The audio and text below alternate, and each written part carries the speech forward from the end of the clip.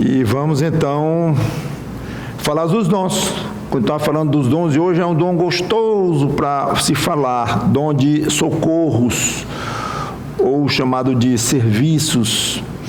Nós vamos ver duas passagens que falam aparentemente do mesmo dom. Eu digo aparentemente porque são palavras diferentes no grego, mas a ideia parece ser a mesma. Mas seja como for, então estaremos falando das duas passagens que levam para o mesmo rumo, de qualquer forma. 1 Coríntios 12, 28. 1 Coríntios capítulo 12, versículo 28, que é o que eu tenho lido essa passagem com vários dons, né? Aos estabeleceu Deus na igreja, primeiramente apóstolos, em segundo lugar profetas, em terceiro lugar mestres, depois operadores de milagres, dons, depois dons de curar, até que já falamos sobre cada um deles, socorros, e a passagem continua. A palavra é forte, é gostosa no original, significa basicamente tirar a carga de alguém e colocar sobre si. Lembra alguém? Bonito, já começa bonito, né? O dom, como eu disse. Então, tirar a carga de alguém e colocar sobre si. É impossível o crente não se lembrar do Senhor Jesus Cristo. Então, isso é o que significa. Inclui aqui algum tipo de serviço que a pessoa ajuda com a ideia de quê?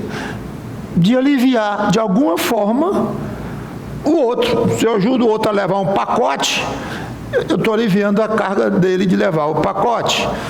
Se eu ajudo com um conselho, eu estou aliviando talvez mostrando opções para o problema dele ou coisa assim. Então, a ideia é essa, de serviço ou socorro, servir alguém, socorrer alguém, há um certo ponto em comum a isto.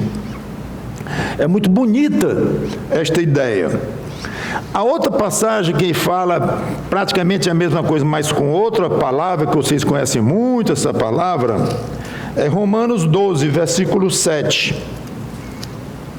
Diz assim, Romanos 12 e 7. Para pegar o contexto, lá no 4, falando de dons, né? O assunto é o mesmo, claro. Porque assim como num só corpo temos muitos membros, mas nem todos os membros têm a mesma função. Já expliquei isso, a questão dos membros exercerem seus dons. Assim também nós, conquanto muitos somos um só corpo e membros uns dos outros, tendo, porém, diferentes dons, segundo a graça que nos foi dada. Aí ele vai anotar alguns. Muitos desses nós já comentamos, estão lá em 1 Coríntios também, né? Se profecia, só que aqui, além dele dizer o dom, ele tem uma observação sobre aquele dom, é muito interessante. Se profecia, seja segundo a proporção da fé, obviamente daquele que está profetizando. Se ministério, pronto, é aqui. Dediquemo-nos ao ministério, ou quem ensina, aí continua. Mas essa palavra ministério, vocês vão talvez se admirar. Sabe qual é a palavra aqui? Diaconia. Diaconia, de diácono.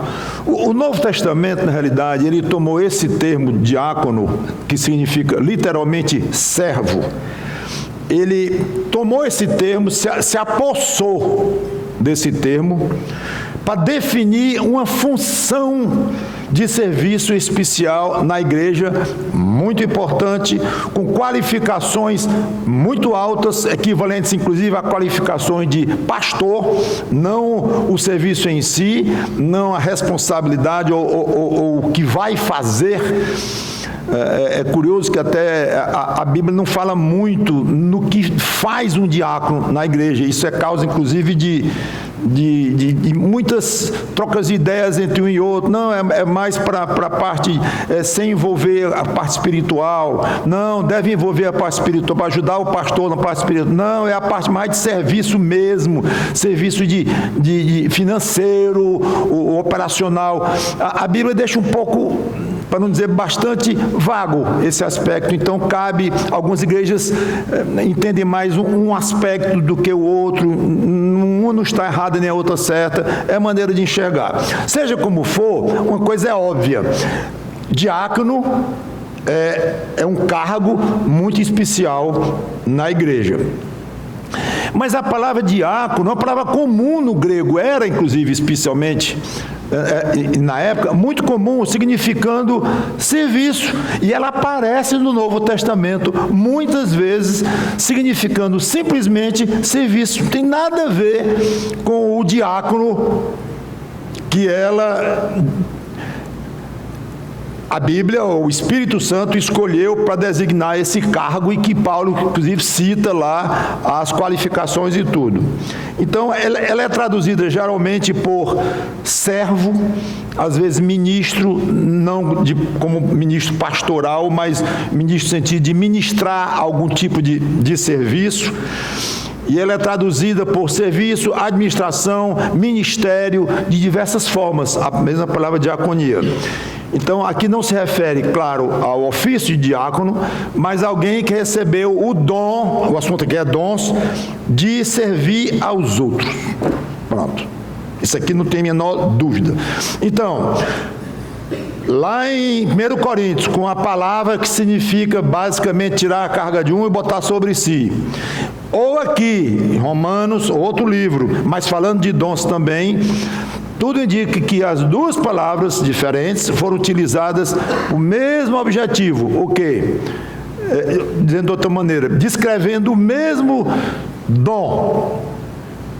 Uma capacitação especial que o Espírito Santo dá para servir.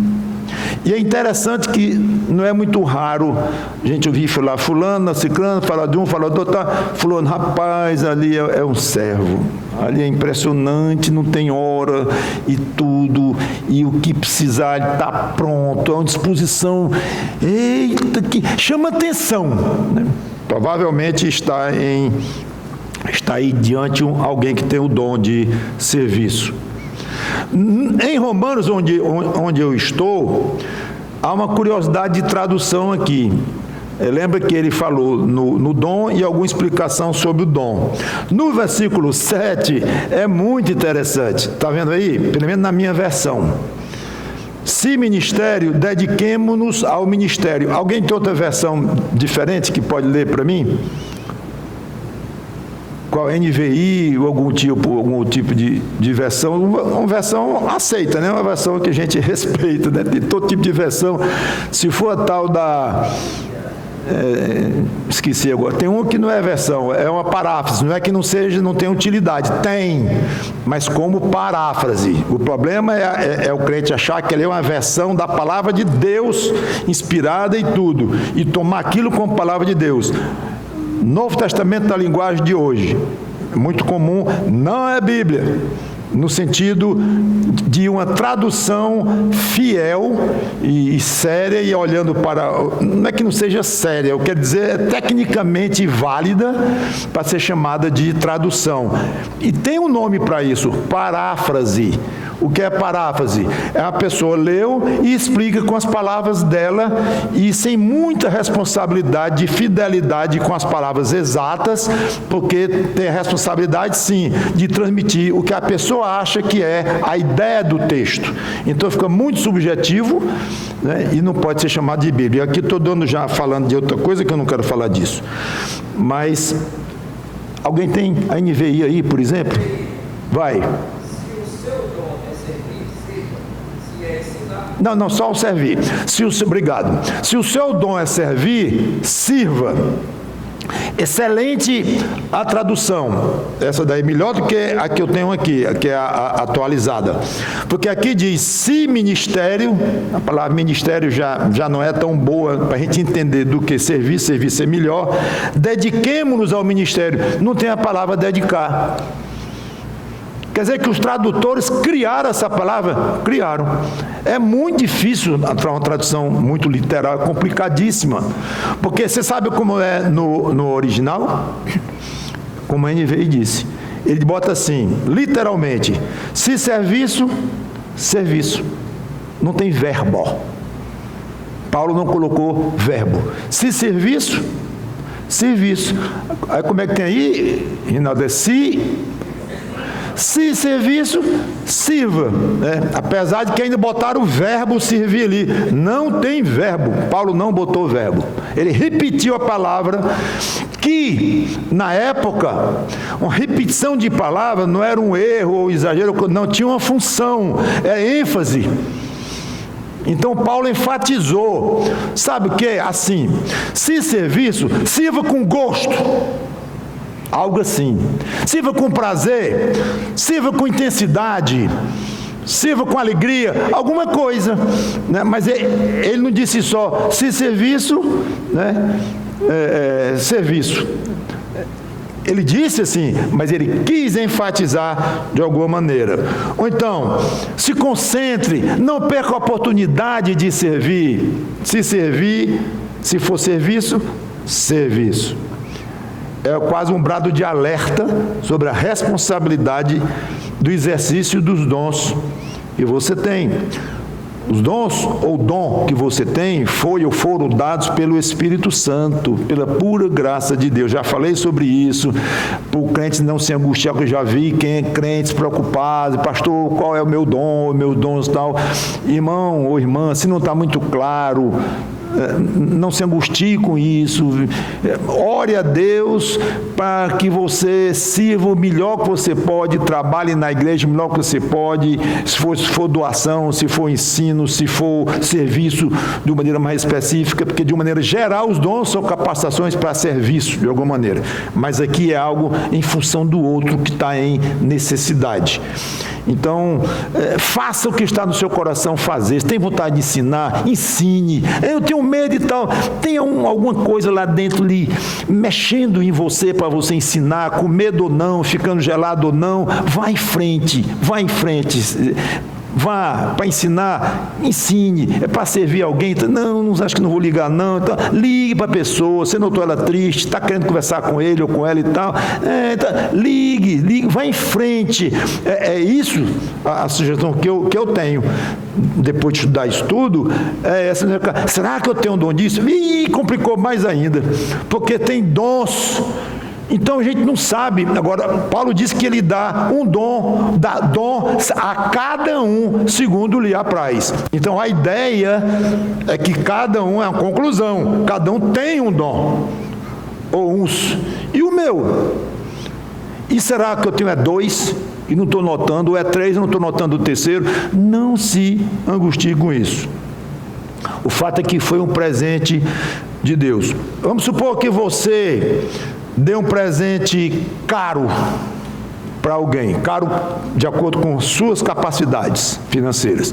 Para você foi caro, e a pessoa sabe, lhe conhece, sabe o seu ponto aí econômico e tal, e sabe que foi caro aquele presente para você.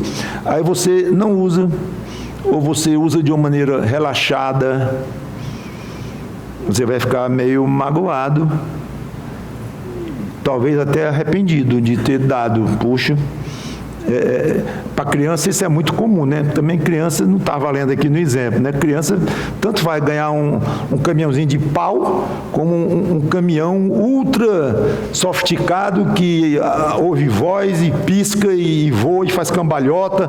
Para criança tanto faz. Então, dia seguinte do aniversário, ela está brincando com um, brincando com o outro, e a mãe não, ela sabe o custo de um, custo do outro. Criança não separa muito isso, mas adulto separa, sabe separar pelo menos, né? Então lembre-se disso, o dom é um presente que o Espírito Santo lhe deu, muito valioso, e você não usar de uma maneira relaxada, eu não vou dizer que o Espírito Santo vai se arrepender de ter lhe dado, mas se entristecer, muito provavelmente, e magoado, provavelmente, não esqueça disso. Dizem que político não gosta de obras subterrâneas, por motivos óbvios. Não aparece para o eleitor. O dom de serviço é o tipo de dom que não atrairia pessoas desse tipo. Muitas vezes ele só dá trabalho, muitas vezes não traz nenhuma glória aqui na terra. Às vezes apenas a pessoa socorrida sabe que você ajudou, só ela, e olhe lá, porque às vezes é uma ajuda anônima, a pessoa nem sabe e você ajudou, ninguém sabe, faz questão de não aparecer. Então, aqui no aspecto financeiro, né, pode ser de um outro aspecto também, arrumar um emprego, como falou com um conhecido, mas não diga que foi eu não, foi você que arrumou o emprego para o outro lá, você nem sabe, o outro nem sabe, né? Isso é serviço, isso é ajudar a levar a carga do outro, como Paulo diz lá em Gálatas 2. Então, se for procurando um palcozinho, aparecer um pouquinho e tal, esqueça. Você não tem esse dom legítimo, não. Porque o fazer o serviço, se dispor a realizar o serviço, não está junto com a ideia de ser reconhecido de uma maneira proporcional ao que você ajudou. Ajudei muito, então também não precisa nem ser dito. Agora, eu ajudei muito, eu me esforcei muito. E acontece, é lamentável, é humano, a gente sabe, mas pastor ou líder que chega na frente e vai dar o nome das pessoas que trabalharam no retiro tal, ou no trabalho tal, aí ao dar o nome, se esquece de um. E às vezes, talvez um dos que mais serviram, né? Não deixa de magoar, eu entendo. Já cometi esse erro, acho que todo mundo que chega na frente e começa a querer dar nome para quem ajudou, tanto que ultimamente não dou nome mais, não adianta, é melhor dizer, os que ajudaram, talvez quando tem um que foi o líder do grupo tal fulano e seus auxiliares e tal, é melhor. Mas o que quer dizer é o seguinte, se você serviu e o líder lá, o seu líder lá, não disse o seu nome, não fique esmagado, e meio assim tristinho, vai, porque você é humano, eu também sou, nós somos, mas dizer assim, se eu soubesse não tinha servido, assim não vale a pena, aí não, não se permita esse tipo de reação, não se permita, você provavelmente vai ter, porque você vai querer ter, a sua carne vai lhe levar, está vendo?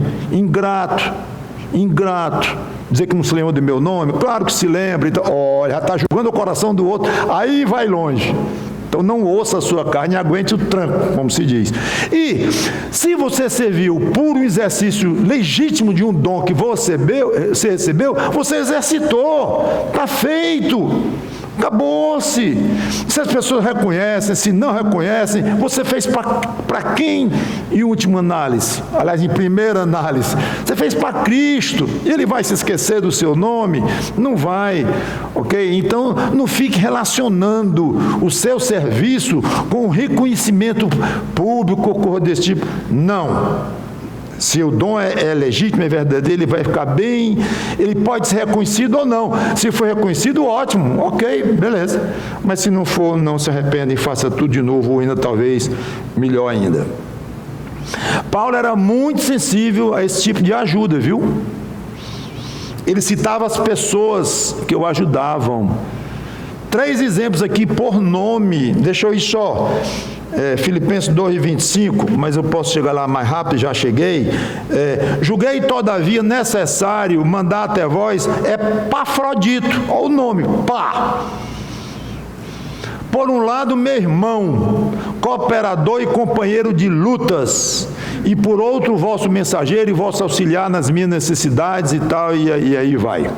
Ou seja, ele botou, inclusive, no versículo 30, que ele ajudou aos próprios filipenses, esse Epafrodito. Então, Paulo se lembrou dele e falou claramente para ele.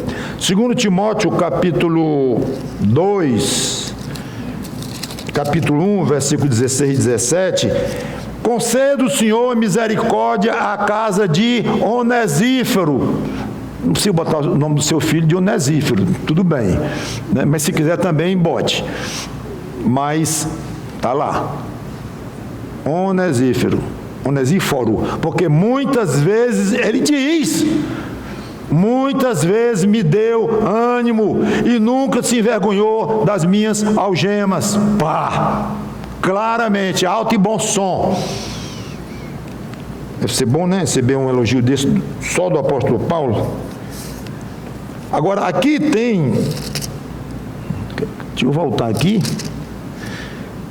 nunca se envergonhou das minhas algemas. Antes, tendo ele chegado a Roma, Paulo estava preso, aí Onesíforo chegou lá, tendo chegado a Roma, me procurou solicitamente até me encontrar. Eu vou ajudar o irmão Paulo, eu vou encontrá-lo. Ligou o celular na hora, localizou o GPS, puf, bateu e o Paulo estava, imediatamente chamou um Uber e tudo resolvido, ele pagou no cartão. 2000 anos atrás, encontrar um prisioneiro, sei lá onde é que Paulo estava, jogado lá, e Paulo não teria dito, se não tivesse havido um esforço muito grande de Onesíforo, eu vou achar Paulo, e não desistiu, vontade de ajudar. Lindo da parte de Onesíforo e lindo da parte de Paulo, que citou o nome e disse ainda como foi. E mais um, Onésimo, lá em Filemon. Versículos 10. Sim, solicito-te em favor do meu filho Onésimo, que gerei entre algemas. Ele antes me foi inútil, atualmente, porém, é útil a ti e a mim. Eu te envio de volta em pessoa, quero dizer, o meu próprio coração. Eu queria conservá-lo comigo mesmo, para em teu lugar me servir nas algemas que carrego por causa do evangelho e tal. Belíssima referência que ele faz a Onésimo, que havia sido um escravo de Filemon e tudo mais. Quando você respira um perfume que lhe marcou agradavelmente tempos atrás, logo vem à mente, na rapidez da luz, aquela ocasião. Não sei se você já passou por isso, eu já várias vezes. Um cheiro lhe remete rapidamente a 10 anos, 20, 30 anos, adolescência. Às vezes um perfume antigo que você cheira por algum motivo, volta aquilo rápido. Assim acontece com quem você ajuda, especialmente em momentos delicados. A simples menção do seu nome vai despertar lembranças agradáveis. Só o nome da pessoa vai mexer com você, porque lhe ajudou num momento extremamente delicado da sua vida. Gostoso. Então, fale de pessoas que lhe ajudam e além de nos levar à prática da gratidão, estimula outras pessoas a ajudarem também. Vale a pena ajudar, é gostoso porque o que ajudou no tal do retiro lá, e o líder aqui falou o nome, isso é agradável, é gostoso. Se a pessoa fez com o intuito de ser referido, querendo esse tipo de glória e tal, não é muito bom não. Mas, a parte disso, se serviu com naturalidade, com gosto, com prazer, o reconhecimento disto é muito bom. Paulo estava inspirado pelo Espírito Santo quando escreveu isso aqui. Isso é Bíblia pura. Já vi gente dizer, eu não elogio ninguém. Como é? Eu não elogio ninguém porque isso aí atiça a carne e a pessoa fica orgulhosa e vaidosa. De mim não vai haver elogio nunca. Não está dizendo assim, lê Paulo, rapaz, por favor, lê a Bíblia, né? Viu falar em Epafrodito? Viu falar em Onésimo? Viu falar em Onesíforo? Pois estão lá o nome dele, porque elogiados. Por quem? Por Paulo, que estava inspirado por quem? Pelo Espírito Santo. Então, se você ajuda e o seu nome é dito, é colocado, e você se sente bem com isso, você gosta disso, é razoável, é válido. Agora, faça o seguinte: jogue imediatamente, acredite imediatamente a Jesus Cristo. Senhor, a glória é tua. Eu fui glorificado hoje lá, a igreja cheia lá, o pastor, o líder do grupo lá que eu ajudei, citou meu nome, e citou de uma maneira muito gostosa. Eu estou alegre, feliz. Deixa eu dizer logo para ti que essa glória é tua. Não deixa ficar comigo não. Algo assim.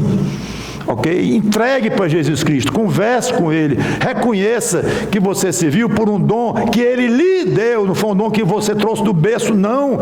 Você pode ter trazido habilidades do berço, mas não é isso que está falando. Pode ter alguma coisa que tem alguma relação, tudo bem, mas o dom do Espírito não é algo que veio do berço, mesmo que o Espírito aproveite para dar um dom que tenha ligação com aquilo que a pessoa traz do berço. A pessoa tem jeito de finanças, acaba servindo a igreja na área de finanças. A pessoa que tem um jeito, desde pequeno, gosta de ensinar os priminhos lá, adora imitar ser professor, ele vai acabar ensinando na igreja. Ok, mas não tira o fato de que foi o Espírito Santo que dotou aquela pessoa, aquele crente, mulher, homem, rapaz, moça, o que for, dizer assim: pegue essa capacidade que você tem e aplique na minha igreja com a intenção de ajudar a igreja, sabendo que você é um corpo, é um membro do corpo. Ou seja, você pega aquilo que pode ter trazido do berço, mas aplica de uma maneira consciente